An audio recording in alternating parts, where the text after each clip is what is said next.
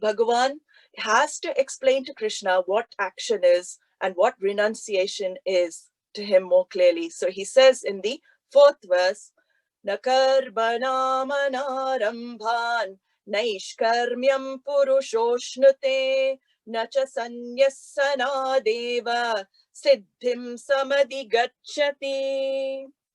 So here he's talking about actionlessness. We saw this idea also in the 2nd chapter, actionlessness and action.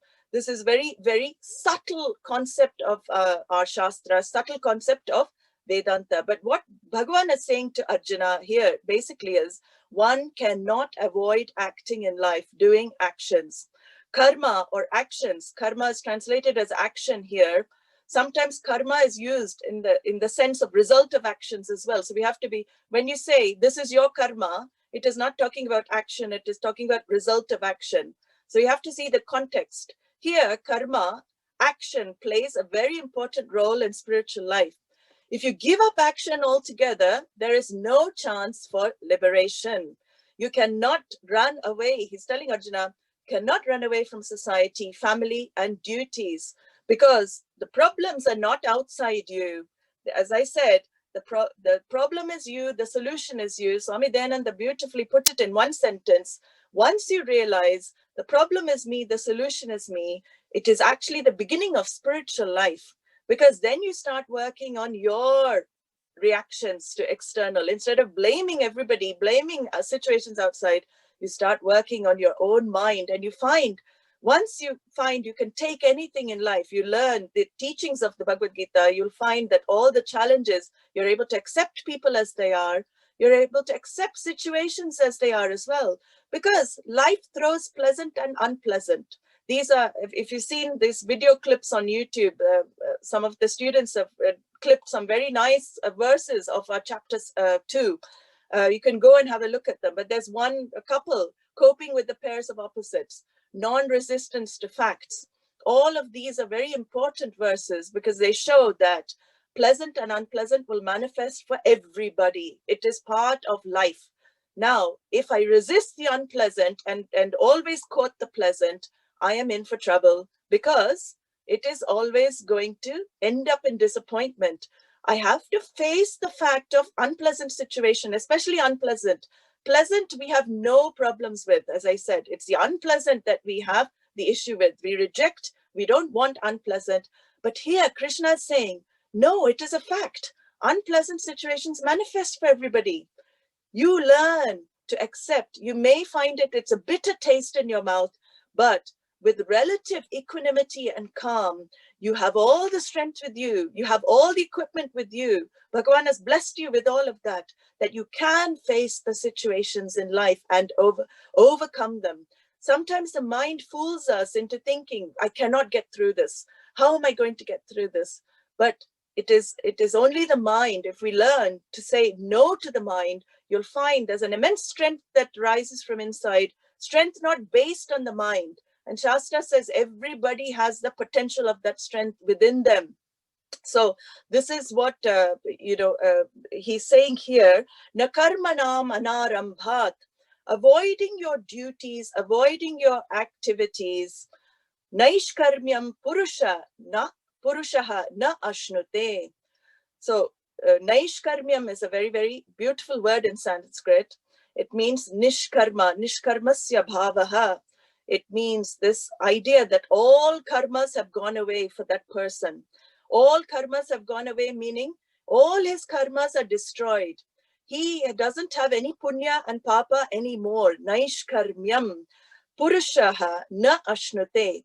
So what Bhagavan is saying here is that if you give up, avoid all your activities and your duties, there is no chance of you to discover the truth, that all your karmas vanish in knowledge. So naishkarmyam means knowledge, actually, the highest knowledge that one can gain.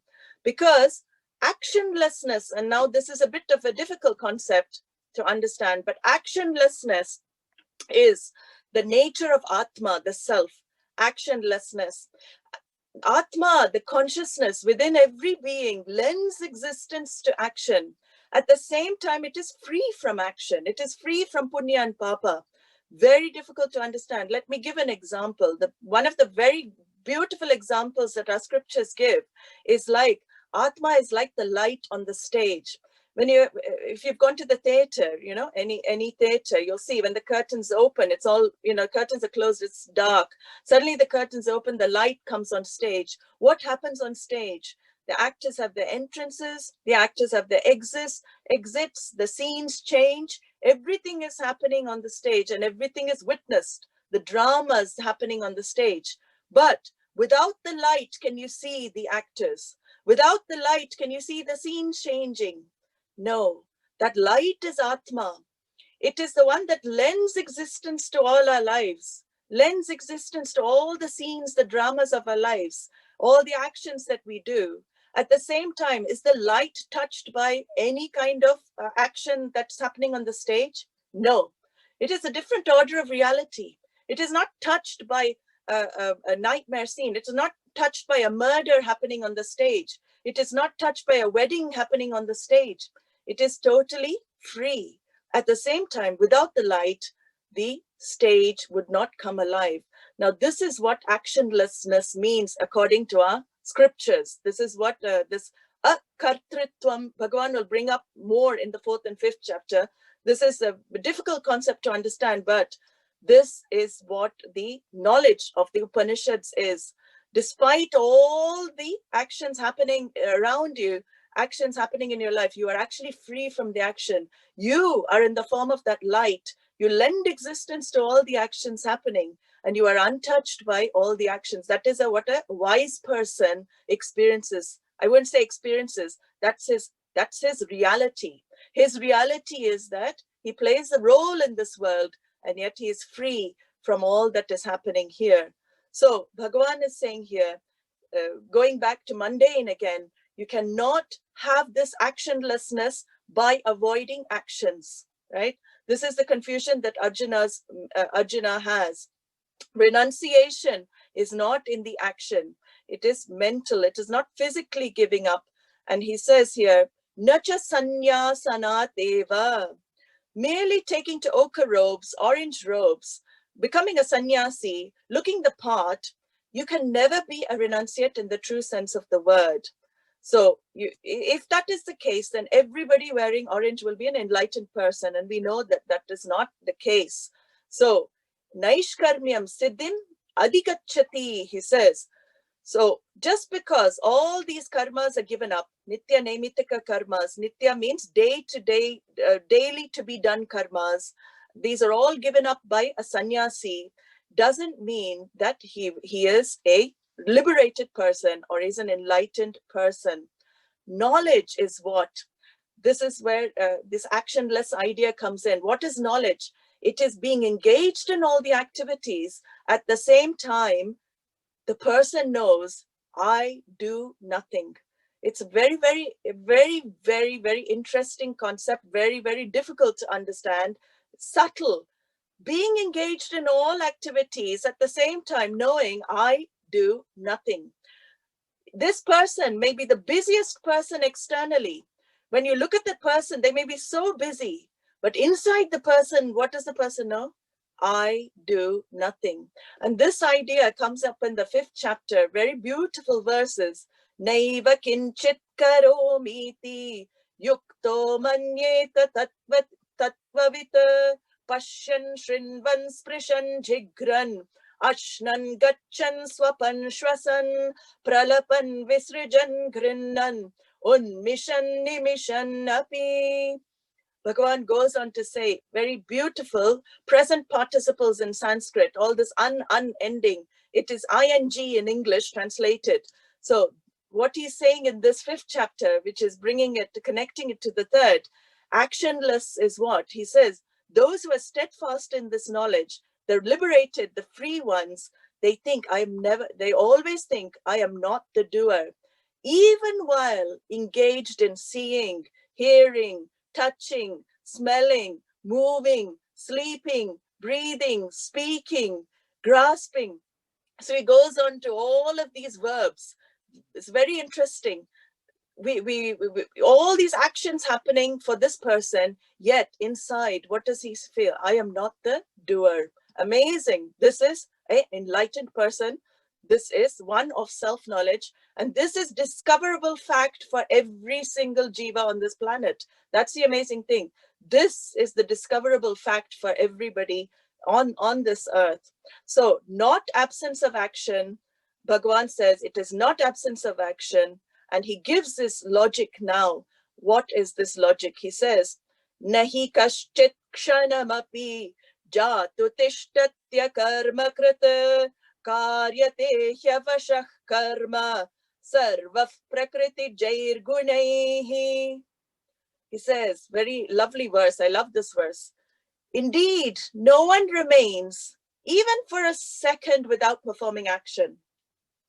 And it's interesting why he says this. No one can remain even for a second without performing an action. Kshanamapi kaschit akarmakrit jatu na tishtati. Because the sense of doership is there for all. We do feel I'm the doer. When I do something, I don't have this idea that I'm not the doer when I'm doing, right? I am doer. I have this idea I am doing. And this is what Bhagavan says is the confusion here. As long as this notion that I am the doer is here and you give up action, that is not actionlessness. And this is the confusion Arjuna has. He is not an enlightened person. He is not a jnani. Yet he thinks actionlessness means what? Leaving the battlefield and not doing anything. This is what Bhagavan is refuting, what clearing his doubt, saying, you have the sense of doership, Arjuna. You cannot fool yourself and think you are an enlightened person. When you have the sense of doership, you have to do your duty. You are a kshatriya, you are a warrior. You are the police of this, in this day and age, you are the police force. Now, if there's adharma happening, if there's wrong action happening, it is the duty of the police to protect the rest of the citizens, right? And that was Arjuna's role. And he got confused. He thought, oh no, but jnanam is not action. Let me not do that. So Bhagavan is saying in this particular verse, no, not for a second. As long as you have the sense, I am the doer, can you sit still without doing anything? Even involuntary actions will take place. Even if you think I'm not doing anything, breathing takes place, a lot of involuntary actions takes place. And even if you sit the stillest and you meditate and there's no movement, definitely there's action taking place somewhere. Where? Mental. Mental action is also action. Shastra says thoughts are also considered karma. So if you entertain, if you stop your physical body moving, your mind will take over. That is what happens a lot, right? If we sit in meditation, mind takes over, then we will have that action happening. So he says, no, Arjuna, you cannot escape action. Thinking and dwelling on something is also a karma. You can travel the whole world in your mind in half an hour, even 15 minutes. We don't know how fast your thoughts will go, but that is still an action. And what he's telling Arjuna with this verse is, not performing action is not actionlessness. It is laziness. There's a difference between actionlessness and laziness. And this is what this verse said. Don't be lazy. Your confusion should go. Krishna is clarifying here. There's a famous Subhashitam. Subhashita means a very wise saying in Sanskrit. It's a very nice one about laziness. What does laziness mean? Alasyam harati prajna dhanam ayur yasho balam yasmin aste tadalasyam sarvadosha karastu saha. Laziness in life, laziness in a person in his life destroys a person's intelligence. Laziness destroys wealth. Laziness destroys duration of life, fame, and strength. On the other hand, people who are very active, they actually engage in life, they are free from all these shortcomings. So in fact, Shastra encourages more and more to act, but act prudently, act wisely, act as a karma yogi. And in this verse, he says, the reason, which is very interesting, why we cannot sit still without doing some action, because he says he's bringing in prakritehi gunaihi, because of the modifications of nature.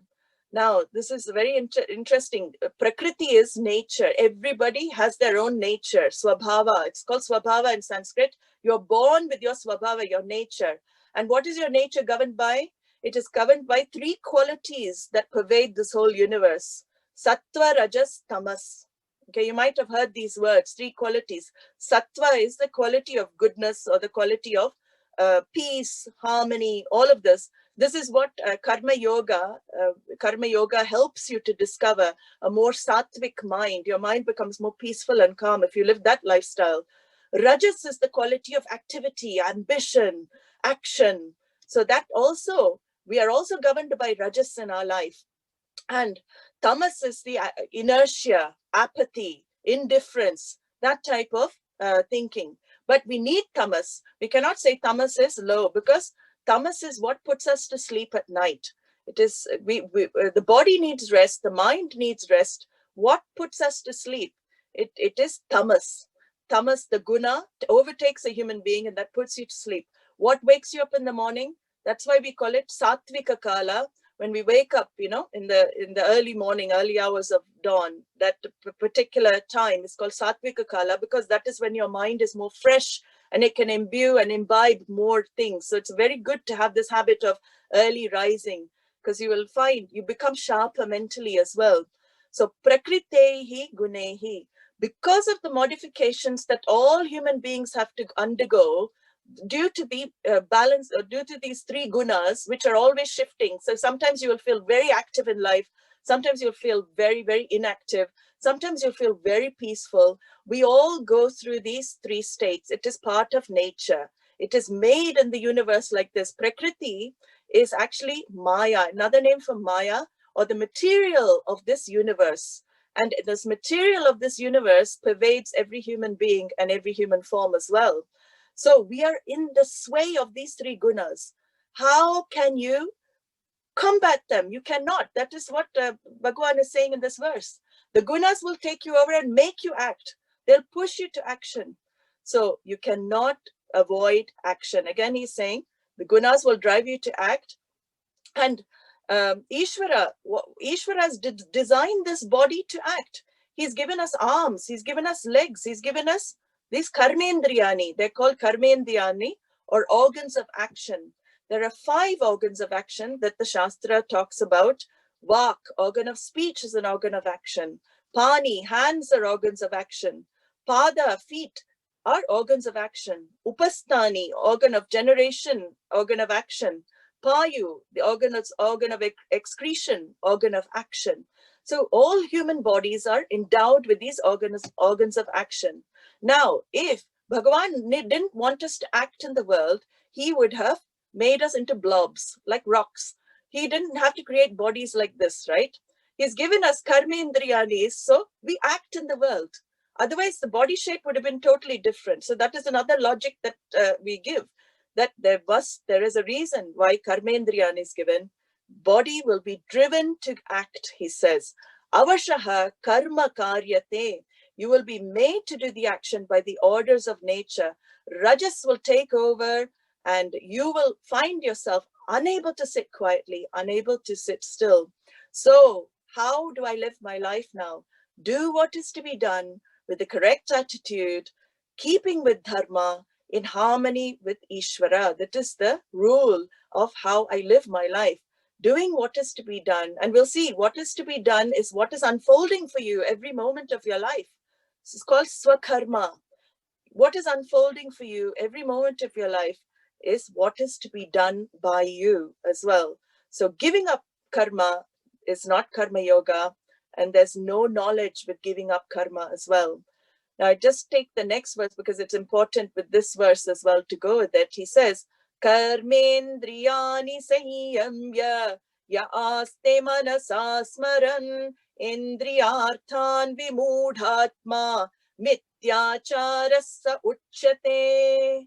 So Bhagavan is giving very good arguments to Arjuna why he has to act. I call this verse the hypocrite verse. That is my name for this verse. Hypocrite verse. Why do we call it the hypocrite verse? Because he's saying, even if you try and sit quietly, your mind will be on the objects of the senses. So you try and meditate. If you have not lived and purified your mind will keep going to that, holiday home in the south of France, or some car that you could be sitting meditating and your mind is going elsewhere. This is what he's talking about here. Yaha aste, one who sits without action, karmendriyani sanyamya, controlling the organs of action, withdrawing. So you're sitting just in a meditative posture. You're thinking, you're being very spiritual, and outwardly everybody thinks you're wonderful. Wow, look at that person. They're sitting for hours. Such a spiritual person. I've seen people who can sit like that. Do you know what's happening in their mind? We don't know what's happening in people's minds. This is what Bhagavan is saying. Sitting in meditation, outwardly looking like this, but inside, what are you doing? Dreaming of property, as I said, dreaming of this property, dreaming of that car, dreaming of something else, and wanting, all your mind is going towards sense objects. In fact, there are techniques these days, I don't want to mention any names, but these new age techniques where you actually sit and meditate and think of these things as well to gain them in your life. Yes, it may work, but we ask, what's the point? Spending all that time getting that, when it's going to, again, karma palam is going to go. So he says, Indriyarthan manasa smaran. You're fantasizing, you're living your life in fantasy.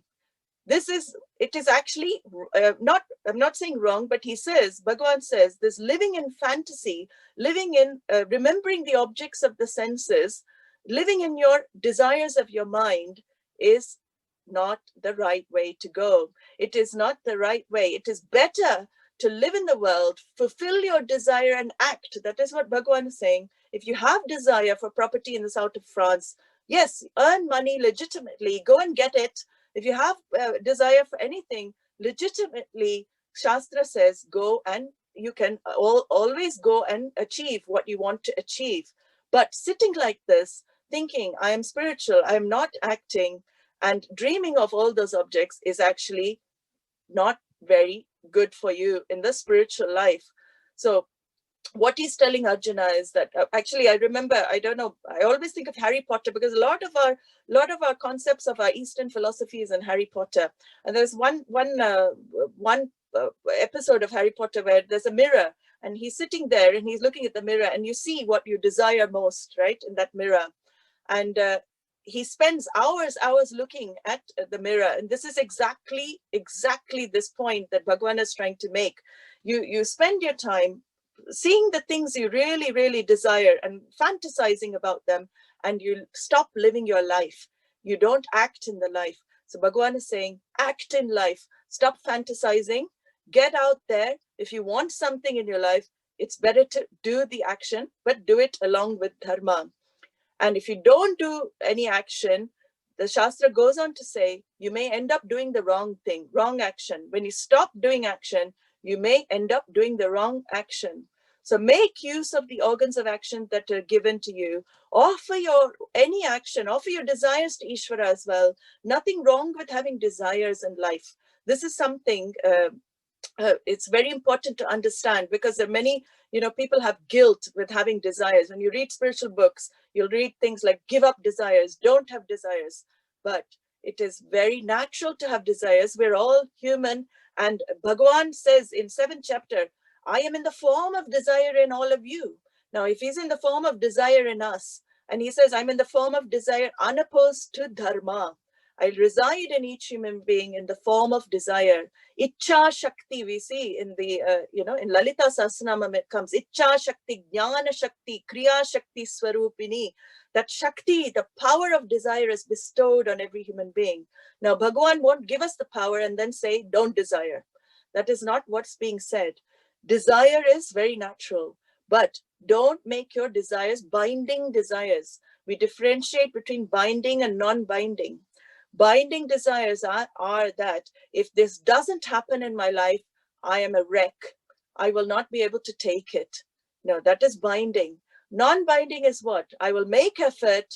If I don't get what I want, I will accept the result. And you can really desire then. You can have the joy of desiring, of going for what you want in life, because it may eventually, Bhagavan says, instead of sitting and fantasizing about what you want, go and get it legitimately. And he says, those who sit and fantasize, they're called mityacharaha in this verse. Mityacharaha means one who lives a false, pretentious life. Arjuna is telling, don't live this false, pretentious life. He's saying you'll become a vimudatma, another word he uses in this verse, quite strong language. You will live as a hypocrite, a deluded person with no clarity in your life, in your goals in your life. So he's saying it is better to make attempts and fail than never to try at all. It is better to make attempts in life and fail than never to try at all. Many of us, we don't try even because we're afraid of failure. But Bhagavan says, act in the world, do it, learn from failures. There's no such thing actually as failures. I don't even like that word. Every time you don't succeed, it is a stepping stone to success, actually.